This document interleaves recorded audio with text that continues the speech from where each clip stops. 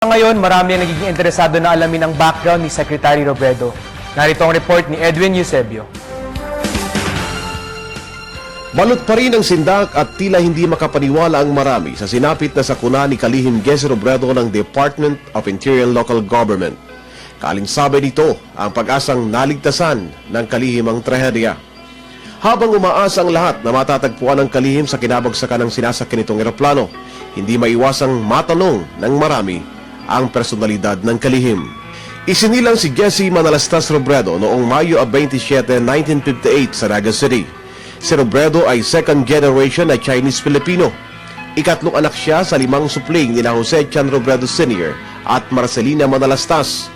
Ang lolo ni Robredo sa kanyang ama ay Chinese immigrant na nagngangalang Li Pei Ko na dumating sa Pilipinas noong ika-20 siglo. Nag-aral ng elementarya si Robredo sa Naga Parochial School, isang pribadong Catholic school. Samantalang nag-aaral, nagpamalas na ng hilig at husay si Robredo sa larong ajedrez o chess. Siya ang nagbigay karangalan sa Naga Parochial School sa laging pagwawagi sa anumang chess tournaments.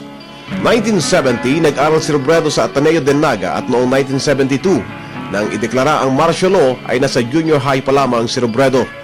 Likas man ang pagiging aktivista, binilaan agad ang mga mag-aaral sa Naga na iwasan ang paglahok sa aktivismo kaya't natutok ang pansin ni Robredo sa pag-aaral ng seryoso. Nang makatapos ng kolehiyo, naging bahagi ng pribadong kumpanya si Robredo.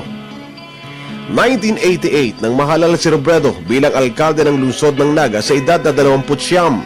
Siya ang naging pinakabatang alkalde sa bansa. Nagawa ni Robredo na baguhin ang syudad ng Naga mula sa pagiging matamlay na syudad tungo sa most improved cities in Asia. Sa panahon ng pagiging alkalde niya ng Naga, nakilala si Robredo sa pagsasali sa mga mamamayan sa pangangasiwa. Bilang pagkilala sa kanyang talento sa pagiging leader, nahalala si Robredo na Pangulo ng League of Cities of the Philippines na pambansang samahan ng mga alkalde ng mga syudad. Nang maupo si Pangulong Noynoy Aquino, may 10 araw niyang hinawakan ang portfolio ng DILG Secretary hanggang sa italaga niya sa nasabing pwesto si Robredo.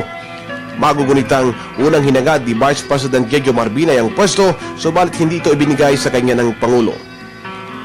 Agosto 18, 2012, araw ng Sabado.